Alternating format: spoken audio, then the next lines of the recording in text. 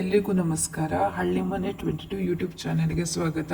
ನಮಗೆ ಇವತ್ತು ಸ್ವಲ್ಪ ತೋಟದಲ್ಲಿ ಊರಿದು ಅಣಬೆ ಸಿಕ್ಕಿದೆ. ಸೊ ಅದರಲ್ಲಿ ಹೇಗೆ ಸಾರು ನಮ್ಮ ಮನೆ ಶೈಲಿಯಲ್ಲಿ ಹೇಗೆ ಸಾರು ಮಾಡೋದು ಅಂತ ನೋಡುವ. ಫಸ್ಟಿಗೆ ಚಂದ ಅದನ್ನು ನೀಟಾಗಿದ್ರೆ ಮೇಲಿನ ಸಿಪ್ಪೆ ಎಲ್ಲ ತೆಗೆದು ಚಂದ ವಾಶ್ ಮಾಡಿ ಇಟ್ಟುಕೊಳ್ಬೇಕು. ಇಷ್ಟೇ ಅಲ್ಲ, ಫಸ್ಟಿಗೆ ಸ್ವಲ್ಪ ಸಿಕ್ಕಿದ್ದನ್ನೆಲ್ಲ ನಾವು ಕ್ಲೀನ್ ಮಾಡಿ ಇಟ್ಟುಕೊಂಡಿದ್ದೇವೆ. ಇದೀಗ ಉಪವಾಸ ಸಿಕ್ಕಿದಂಥದ್ದು ನೋಡಿ, ಮಣ್ಣೆಲ್ಲ ಇರ್ತದಲ್ಲ. ಸೊ ನೀಟಾಗಿದ್ರೆ ಸಿಪ್ಪೆಲ್ಲ ತೆಗೆದು ಚಂದ ವಾಶ್ ಮಾಡಿ ಇಟ್ಟುಕೊಳ್ಬೇಕು.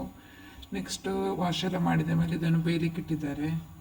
ಇದಕ್ಕೆ ಒಂದು ಕಡಿ ಆಗುವಷ್ಟು ತೆಂಗಿನಕಾಯಿ ತುರಿ, ಇದನ್ನು ಹುರ್ಕೊಳ್ಬೇಕು ಚಂದ.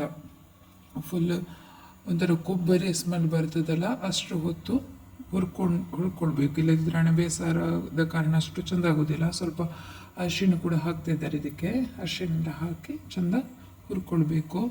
ಇದೀಗ ಕಾಯಿ ಎಲ್ಲ ಹುರ್ಕೊಂಡಾಗಿದೆ.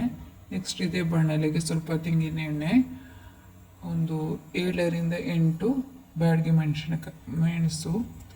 ನೆಕ್ಸ್ಟ್ ಸ್ವಲ್ಪ ಇದು ಖಾರ ಇದ್ರೇ ಚೆಂದ ಆಗೋದು ಅಣಬೆ ಸಾರು. ಊರು ಮೆಣಸು ಸ್ವಲ್ಪ ಜಾಸ್ತಿ ಹಾಕ್ಕೊಳ್ಳಿ ನಿಮ್ಮ ಖಾರಕ್ಕೆ ಅನುಗುಣವಾಗಿ. ಇದು ಚೆಂದ ರೋಸ್ಟ್ ಆಗಬೇಕು. ನೆಕ್ಸ್ಟ್ ಇದಕ್ಕೆ ಒಟ್ಟಿಗೆ ಕೊತ್ತಂಬರಿ, 1-2 ಚಮಚ ಕೊತ್ತಂಬರಿ ಬೀಜ. ನೆಕ್ಸ್ಟ್ ಸ್ವಲ್ಪ 1 ಚಮಚದಷ್ಟು ಜೀರಿಗೆ, 6ರಿಂದ 7 ಮೆಂತೆ ಹಾಕಬೇಕು. ನೆಕ್ಸ್ಟ್ ಇದನ್ನೆಲ್ಲ ರುಬ್ಬಿ ಅಲ್ಲಿ ಬೇಯ್ತಿತ್ತಲ್ಲ ಅಣಬೆ, ಅದಕ್ಕೆ ಹಾಕಿದ್ರಾಯ್ತು.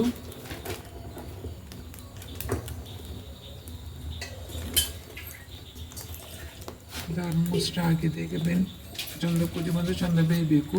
ನೆಕ್ಸ್ಟ್ ಇಲ್ಲಿ ಊರಿನ ನಾವು ಮಾಡ್ತಾರೆ, ಸ್ಟೆಪಿಂಗ್ ಹಳ್ಳಿ ಕಡೆಯಲ್ಲ ಮಾಡ್ತಾರೆ. ಒಂದು ಕಬ್ಬಿಣದ ಯಾವುದಾದ್ರೂ